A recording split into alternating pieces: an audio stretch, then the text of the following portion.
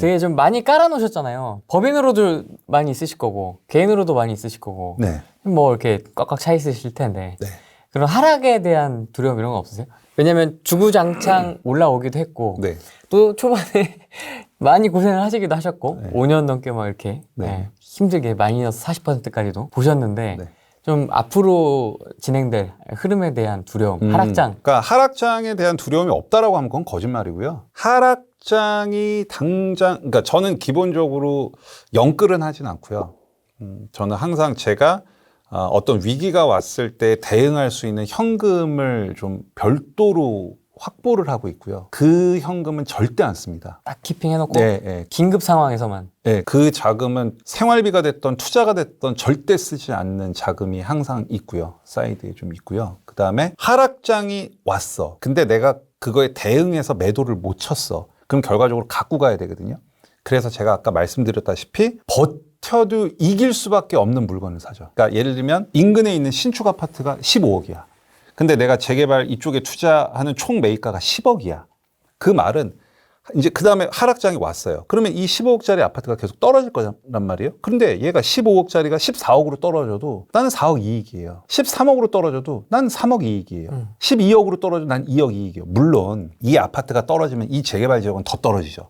아까 제가 처음에 말씀드렸다시피. 저는 이 재개발 지역의 물건 가격이 떨어지는 거는 모니터링하지 않아요. 굳이 내가 이 가격이 막 떨어짐으로 해서 내가 그거에 스트레스 받고 뭐 속상해야 될 필요 없어. 왜? 나는 적어도 이곳에 신축 아파트가 들어왔을 때 적정 시세는 이미 내가 투자하는 시점에 얼마인지를 다 빼놨으니까. 그리고 그 시세와 옆에 있는 아파트의 시세를 비교해서 아까 입지 뭐 브랜드까지 다 비교해서 이 룸이 내가 먹는 금액이기 때문에 비교 대상 아파트라고 제가 얘기하는데 그게 1억 떨어졌어. 그러면 아 그래? 내 마진이 내가 여기 투자할 때 5억 보고 들어갔는데 이제 4억 정도 됐구나. 2억이 떨어졌어. 그러면 아 내 마진이 2억 더 깎였네? 이런 마인드로 가게 되면은 하락장에서 여러분들이 스스로 버티고 그거를 이겨내서 결국은 열매를 따먹을 수 있는 최종 결론은 반드시 이루어지게 돼 있는 거죠. 근데 이제 조금 더 들어가면 결국 이 전제는 그 재개발 지역에 있는 곳이 아파트가 돼야 된다는 거예요. 이게 아파트가 안 돼버리면 말짱 도루묵이 있어요. 슬픈데? 엄청 슬픈 거예요. 그래서 저는 이제 재개발 투자할 때 아까 그 마진 쪽과 리스크를 항상 판단을 하죠. 사업 리스크라는 표현을 저는 쓰는데 그래서 제가 재개발 투자의 본질을 이 두 가지로 보고 있어요. 내가 얼마나 먹고 들어가느냐. 그리고 이곳에 있는 사업 리스크는 어느 정도 되느냐. 이 두 가지가 재개발 투자의 가장 핵심적인 본질입니다. 그 현대산업개발 사고 나고 나서 시공사를 교체하려는 조합원과 네. 이미 현대산업개발로부터 많은 거를 드신 조합장님의 반대로 인해 싸우는 조합들이 좀 종종 보이고 있죠. 그 사고 이후에도 선정된 데도 있고 그렇죠. 선정된 데도 지역도 깜짝 있고. 놀랐습니다. 안양이었나? 어디 재건축 아파트였는데. 네, 맞습니다. 네, 네. 거기도 있고. 그래서 저는 사업 리스크를 봐요. 그 중에서 제일 중요한 게 이제 아예 사업이 엎어질 확률, 아예 구역이 해제버리는 확률은 이제 일몰제라는 어떤 제도가 있는데 그걸로 위험 요소를 판단하고요. 그 다음에 기본적으로 조합장의 평판 조사도 무조건 다 하고요. 아, 평판. 네, 평판 조사. 그건 기본 중에 기본이고요. 아, 그렇군요. 네, 팁을 하나 드리면 조합장 평판 조사 어디 가서 하면 좋을 것 같아요, 프레임님. 그 A 지역의 중개사도 아닐 거잖아요. 그렇죠. 네. 그렇죠. 그 A 재개발 지역에 인접해 있는 경쟁 B 재개발 지역에 가서 조사해요. 다른 구역. 네, 그러면은 적나라하게 나와요. 저 새끼 뭐 돈 받아먹고. 네, 그러니까 이제 비구역 투자자로서 가서 상담을 하다가 이제 A 구역의 조합장 평판 조사를 하죠. 그렇게 조사를 해요. 다 나오는군요. 나오죠. 노필터로. 네, 노필터로 나오죠. 근데 거기 또 좀 스킬은 들어가는데 여튼 조합장 평판 조사는 기본 중에 기본이고. 근데 평판이 안 좋아서 안 한 것도 있으세요, 그럼? 그러니까 평판이 안 좋으면은 투자 대상에서 제외는 되지만 그 평판이 왜 안 좋은지를 알아야 돼요. 서울의 어떤 땡땡 구역에 가면 지금 조합장님이랑 조합원이랑 굉장히 크게 컨플릭이 나고 있는 사업장이 한 군데가 있는데, 그러니까 조합장님이 되게 청렴하세요. 대쪽 같다 그래야 되나? 그러니까 유연하지 않아. 그러니까 포용력이 없어. 조합원들이 요구하는 거를 잘 수용을 안 하지. 뭐 그런 조합도 있어요. 그러니까 평판 조사를 했을 때 이 사람의 도덕성, 그다음에 어떤 모럴 해저드, 그런 그 위법사항, 뭐 이런 근본적인 문제가 있는 평판인지 아니면 다른 것들인지를 구별을 하는 거죠. 그러니까 대표적으로 그런 거예요. 조합장 평판 조사는 당연하고 거의 대부분의 재개발 구역은 비대위라는 게 있어요. 비상대책위원회. 결국은 근데 이 비대위는 보통 두 가지 성격이 있어요. 하나는 뭐냐? 현행 집행부에 반대하는 비대위. 또 하나는 사업 자체를 반대하는 비대위.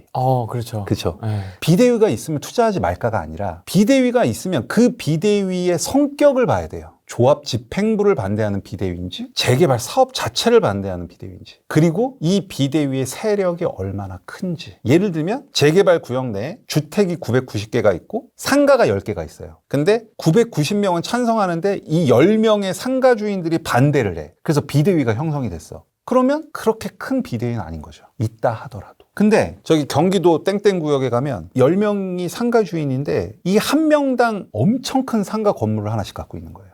입구에. 건물로. 그럼 이제 990명은 주택을 갖고 있는데 10명이 이따만한 큰 건물 10채씩을 한 명이 갖고 있어. 그것도 입구에. 이러면 또 얘기가 달라지는 거예요. 이게 실제 사례거든요.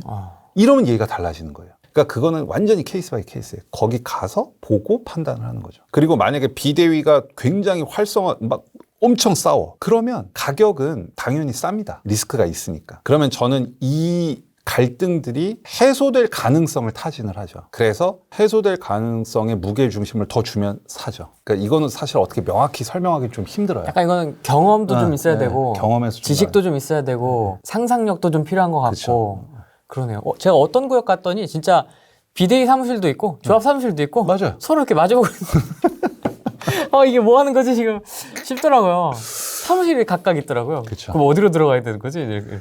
둘 다 들어가야죠. 그때. 소액의 관점에서 좀 말씀을 해주시면 좋을 것 같아요. 근데 뭐 수도권 이런 비싸 너무 알겠는데 노력 알겠다. 근데 이제 소액으로 우리는 하고 싶다. 소액으로 제가 1억 이하. 1억 이하. 네.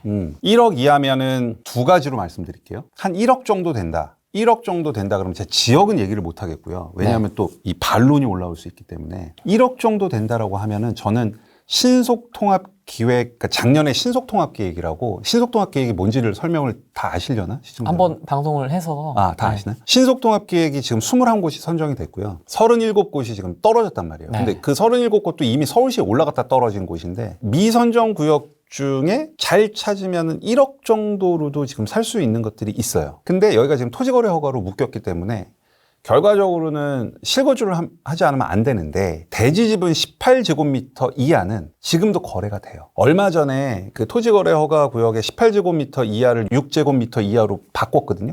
근데 그거를 소급을 안 했어요. 신속통합계획 21곳과 37곳은 아직도 대지 면적 18제곱미터 이하면은 그 허가 안 받고 살 수가 있거든요. 그래서 저기 북쪽으로 가면 1억 정도로 담을 수 있는 것들이 있어요. 근데 미선정 구역은 분명히 여러분들이 어느 정도 리스크는 있다라고 생각은 해야 돼요. 그리고 만약에 그거보다 금액이 더 작다라고 하면 제가 이건 실제 수강생분들한테 강의를 하는 부분인데 재개발을 이용한 이주 수요 투자를 하라고 얘기해요. 이주 수요 투자가 뭐냐면 오늘 원당 얘기가 나왔으니까 원당으로 한번 다시 가볼게요. 네. 원당 1구역을 가면 원당 1구역이 위에 있고 이제 위가 이렇게 산 같은 걸로 이렇게 막혔어요. 그리고 여기 원당 1구역이 있거든요.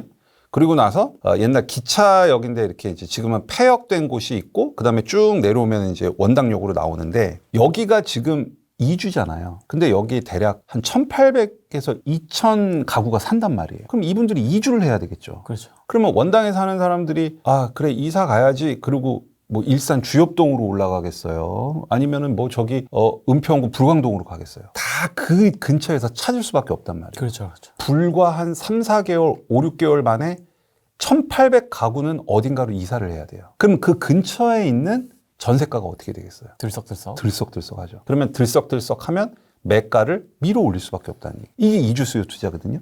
그러니까 굳이 내가 뭐 자금이 많지 않더라도 재개발 지역을 딱 놓고 보고 재개발 지역을 놓고 보다가 얘가 막 사업이 진행이 되다가 이제 관리 처분이라는 게 나면은 그 다음에 이제 이주가 들어가거든요. 관리 처분을 막 준비 중인 사업장을 내가 봤어. 그러면 이 안에 있는 사람들은 조만간 이사를 해야 돼요. 그러면 그 근처에 500, 1,000, 1,500 갭으로 잡아놓는 거죠. 그러면 이분들은 이사를 가야 된단 말이에요. 이사를 가면 전세가가 오르겠죠. 그때 매가가 오르면 털고 나오는 거죠. 근데 이제 여기서 그러면 디테일하게 how to 어떻게 하느냐를 이제 물어보시는데 사실은 법인 취득세가 중과되기 전까지는 이 게임이 참 재밌는 게임이었었어요. 샀다가 그냥 바로 매도를 하면 되는 거니까 이게 되게 재밌는 게임이었는데 이제 취득세가 워낙에 많이 오르고 나서는 예전만큼의 수익률이 안 나오는 단점이 있죠. 그리고 이제 종종 그러면 개인으로는 어떻게 해야 됩니까? 라고 저한테 물어보시는데 개인 같은 경우는 사실 리스크는 조금 있어요. 왜냐하면 개인이면 적어도 2년을 갖고 가야 되니까 그러면 이주보다 2년 전에 내가 투자를 해야 되는데 이 재개발이라는 게 꼭 그 일정대로 사업이 간다는 보장이 좀 없거든요. 그래서 그런 리스크는 있어요. 그래서 저는 이주 수요 투자를 여러분들이 어떤 분들한테 권하냐면 내가 정말 소액이야. 근데 지방 아파트에 투자를 하고 싶어. 소액 갭으로. 그러면 이제 다들 훌륭하실 테니까 뭐 이제 아까도 공급 물량도 보고 해서 막 공부를 하실 거잖아요. 그래갖고 내가 어떤 도시를 찍을 거잖아요. 이 도시가 앞으로 오를 것 같아. 오를 것 같다라고 해서 거기에 이제 소액으로 투자를 하려고 가실 거란 말이에요. 그러면 내가 그렇게 해서 도시를 정했으면 이왕 할 거면 그 도시에도 재개발, 재건축 사업지가 있을 거잖아요. 그 옆에 하시라는 거예요. 그러면 앞으로 상승 가능성도 있고 설령 내가 예상했던 그 상승을 내가 다 갖고 오지 못한다 하더라도 이주 수요 투자 때는 무조건 이 사람들은 나와야 되기 때문에 엑싯이 너무 명확히 보이잖아요. 그러면 안전장치가 하나 더 생기는 거죠. 그래서 저는 거기에다가 활용을 하라고 말씀을 많이 드려요. 원능력이라고? 폐역이 아까? 원능력. 맞다. 그래요? 원능력. 예, 폐역. 근데 그게 뭐 다시 개통을 한다고 하더라고요. 오세훈 서울시장이 당선되기 전에는 지방 재개발도 되게 좋고 지금도 좋아요. 지방 재개발도 하고 지금 투자할 만한 가치가 있는 곳들도 되게 많은데 이제 신속통합계획이라는 게 생기면서 서울 쪽에 조금 더 관심을 두는 게 어떨까라는 게 제 개인적인 생각이에요. 그러니까 지방 광역시 재개발도 너무 많이 올랐어요. 거기 지금도 뭐 아무리 못해도 실투가 막 4억, 5억, 6억 이렇게 된단 말이에요. 지방 광역시 재개발도. 그러면 이제 저는 그 자금이라면 전 서울로 하는 게 맞다라고 생각을 하죠. 워낙 근데 지방도 좋은 데가 많아서.